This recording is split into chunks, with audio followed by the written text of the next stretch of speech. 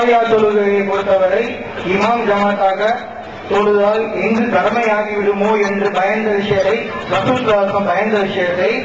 தலைமை நமது தமிழ்நாடு தௌஹீத் ஜமாத் தலைமையில் இருந்து பல இடங்களுக்கு தாயியை அனுப்பி கடமையாக்குவது ஏன்? அப்படி அது கடமையாக இருந்தால் அதுக்குண்டான ஆதாரத்தையும், அப்படி அது கடமை இல்லை என்றால் அதுக்குண்டான அறிவிப்பையும் செய்யணும். அதாவது ரமலான்ல தொழுகிற இரவு தொழுகை, தராவீஹ்னு ஒரு தொழுகை கிடையாது, இரவு தொழுகை இருக்கு இல்லையா? இந்த இரவு தொழுகையை பொறுத்த வரைக்கும் நம்ம தெளிவா வழங்கிக் கொள்ளணும்.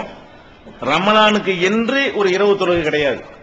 முதல் வழங்க வேண்டிய விஷயம், எல்லா நாளுக்கும் உள்ள ஒரு இரவு தொழுகை தான் அது. ரமலான்லயும் அதுதான், ரமலான் அல்லாத நாள்லயும் அதுதான். ஏன்னா ஆயிஷா நாயிட்ட வந்து கேட்கறாங்க, கைஃப கானத்து ஸலாத்து ரசூலில்லாஹி ஸல்லல்லாஹு அலைஹி வஸல்லம் ஃபீ ரமலான், ரமலான் மாசத்திலே ரசூல் ஸல்லல்லாஹு அலைஹி வஸல்லம் உடைய தொழுகை எவ்வாறு இருந்தது என்று அபூ சலமாங்கிற ஒருத்தர் வந்து கேட்கிறாரு. அப்ப ரசூல் ஆயிஷா நாயகி சொல்றாங்க, மாகான யஸீது ஃபீ ரமலான வலா ஃபீ கைரிஹி அலா 11 ரகா, ரமலானா இருந்தாலும் ரமலான் இல்லாத மாசமா இருந்தாலும் 11 ரகாத்துக்கு மேல அதிகமாக்க மாட்டாங்கிறாங்க. கேட்டது ரமலானுக்கு தான். ஆயிஷா நாயகி வேற மாசத்தையும் சேர்த்து ஆன்சர் பண்றாங்க, ரமலானா இருந்தாலும் சரி வேற மாசமா இருந்தாலும் சரி அந்த 11 ரகாத் தான் அப்படிங்கிறாங்க ஆயிஷா நாயகி. இது புகாரில, முஸ்லிம்ல, இன்னும் ஹதீஸ் நூல்கள் அனைத்திலையும் பதிவு செய்யப்பட்ட ஹதீஸ்ல இது ஒண்ணும். எந்த ஹதீஸ் கிதாபா இருந்தாலும் இந்த ஹதீஸ் இருக்கு கண்டிப்பா. அந்த அளவுக்கு பரவலாக அனைத்து நூல்களையும் பதிவு செய்யப்பட்ட ஒன்று. இது என்ன காட்டுது? ரமலானுக்கு ஸ்பெஷல் தொழுகை ஒண்ணும் கிடையாது, எல்லாமே அதுதான். ஆனால் மற்ற நாட்கள்லயும் இந்த தொழுகை சுன்னத்தான தொழுகை தான், ரமலான்லயும் சுன்னத்தான தொழுகை தான் என்றாலும் ரசூல் ஸல்லல்லாஹு அலைஹி வஸல்லம் என்ன பண்றாங்கன்னா ரமலானுக்கு கொஞ்சம் கூடுதல் ஆர்வம் ஊட்டுறாங்க. எப்படி?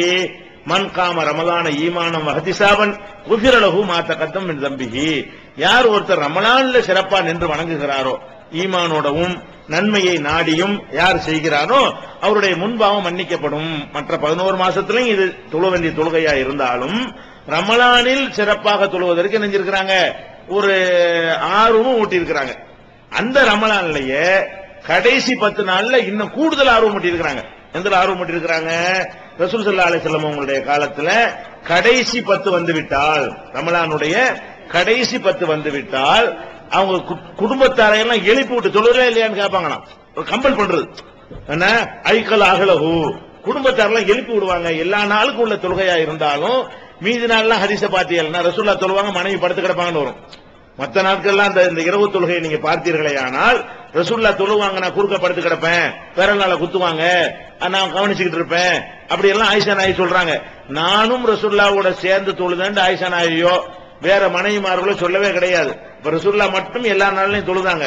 இந்த கடைசி 10 வந்துருச்சுன்னு சொன்னா ரமலான் வந்து ஆர்வம் ஊட்டுவாங்க, கடைசி 10 வந்தா கொஞ்சம் கம்பல் பண்ற மாதிரி, எந்த சொல்ல என்ன படுத்து கிடக்குற அப்படி இந்த கடைசி 10 நாள்ல வந்து கொஞ்சம் கூடுதலாக ரசூல் ஸல்லல்லாஹு அலைஹி வஸல்லம் அவர்கள் இதே தொழுகையை வலியுறுத்தி இருக்கிறாங்க.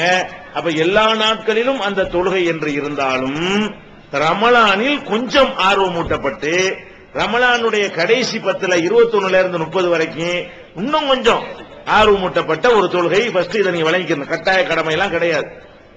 அடுத்தது வந்து இந்த தொழுகையை ரசூல் ஸல்லல்லாஹு அலைஹி வஸல்லம் அவர்கள் ரமலான் வந்த உடனே எப்போ வீட்டுல தொழுவாங்க, வீட்டுல தொழுகும் பொழுதே ஜமாத்தாக தொழுவதே அவங்க தடுத்தது கிடையாது.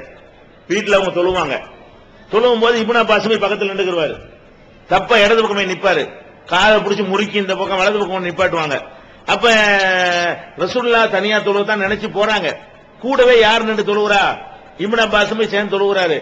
ஜமாத்துல கிடையாது நீ போ அப்படின்னு ரசூல் ஸல்லல்லாஹு அலைஹி வஸல்லம் அவர் மறுக்கல. இப்படி பல தடவை நெஞ்சிருக்கிறாங்க சஹாபாக்கள். அவங்கள ரசூல் ஸல்லல்லாஹு அலைஹி வஸல்லம் பின்பற்றி வீட்டுல வந்து அவங்களுடைய சொந்தக்காரர்கள்லாம் தொழுது இருக்கிறாங்க. அப்ப ஜமாத்தே கூடாது என்றால் அதை வந்து ரசூலுல்லாஹ் தடுத்திருப்பாங்க.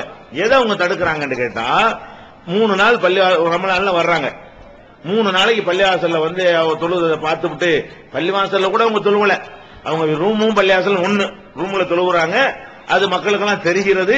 அதை பார்த்து ரசூலுல்லாஹ் ஃபாலோ பண்ணிடுறாங்க. இப்படி ரூம் இருக்குது, ரூம்ல இருந்து அப்படி பாக்குறாங்க, தெரியுது.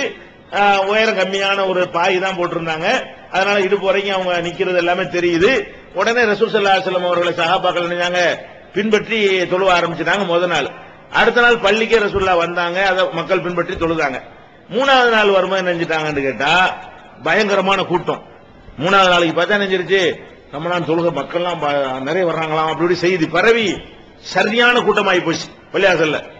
ரசூல் ஸல்லல்லாஹு அலைஹி வஸல்லம் வரல, என்ன செய்யல, வீட்டிலே தொழுதுக்கிட்டாங்க. காத்திருந்து மக்கள் வருவாங்க இருக்கிறாங்க.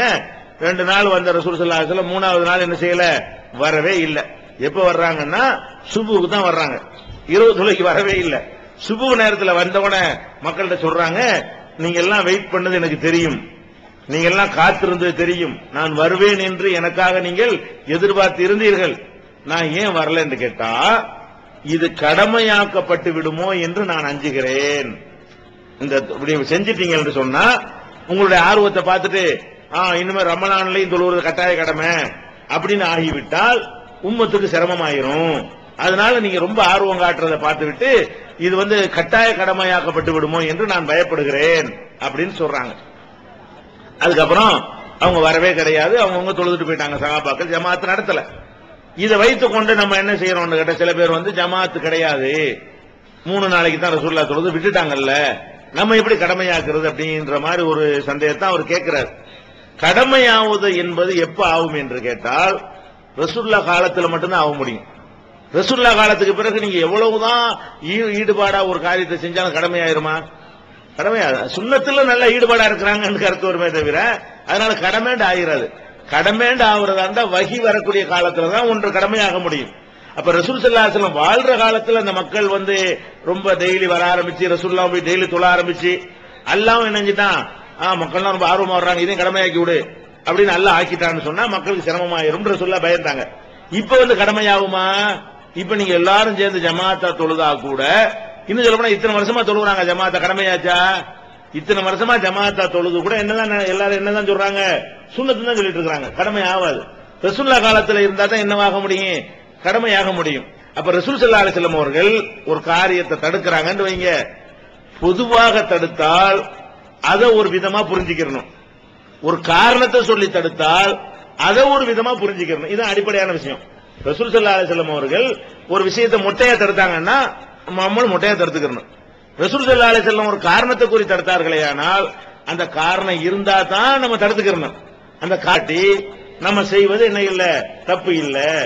இதை புரிஞ்சுக்கிறதுக்கு உங்களுக்கு உதாரணம் சொல்றதா இருந்தா, இரவில் நீங்கள் படுக்கைக்கு போகும் பொழுது விளக்கு அணைத்து விடுங்கள் ரசூலுல்லாஹ் சொல்றாங்க.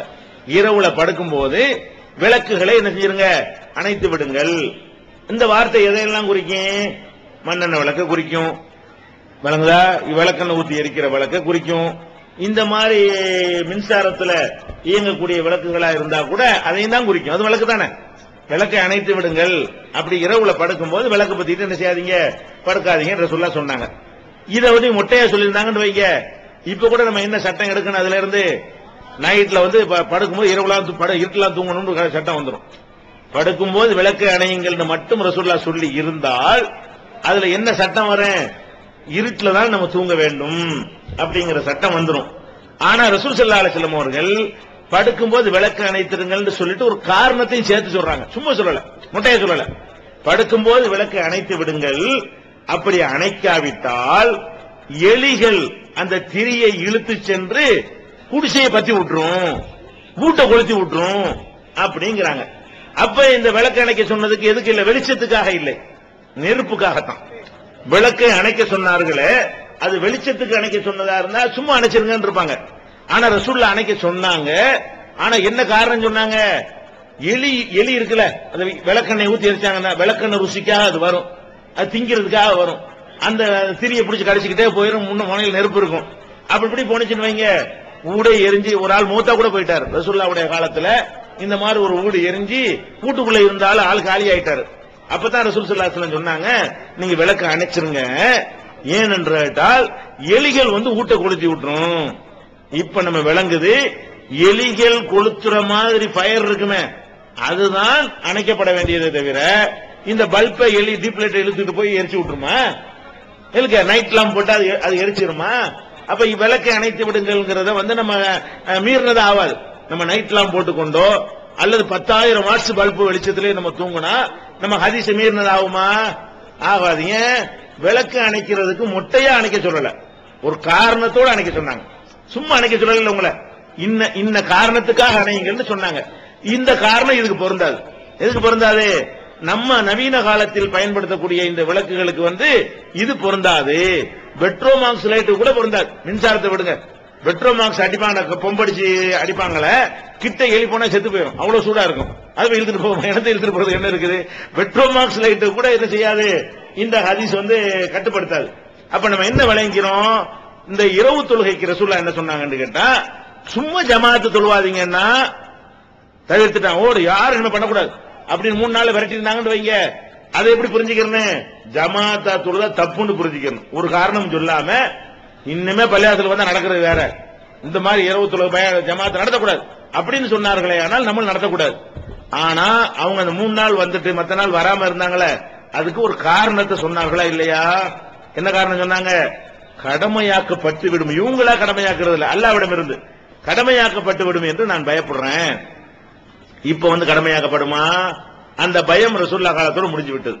அதனால இப்ப நம்ம ஜமாத்தா தொழுவது தப்புன்னு என்ன செய்யக்கூடாது, சொல்லவே கூடாது. எந்த ஒரு தொழுகையுமே ஜமாத்தாக தொழுதால் அது ஒன்றும் தவறு கிடையாது. ஆனா அப்படி ஒரு தொலை விரும்புறாங்க, அது ஊக்குவிக்க கூடாது. ஜமாத்தா தான் தொழணுங்கிற மாதிரி ஒரு நிலைமை இருந்துகிட்டு இருக்குது, அது மாறணும். இரவு தொழுகையை மக்கள்கிட்ட விளக்கிடணும். விரும்புனா ஜமாத்தா தொழுதுகிட்டா தப்பு கிடையாது. அல்ல தனியா தான் தொழ விரும்புறீங்களா, அழகா போய் வீட்டுல தொழுவுங்க.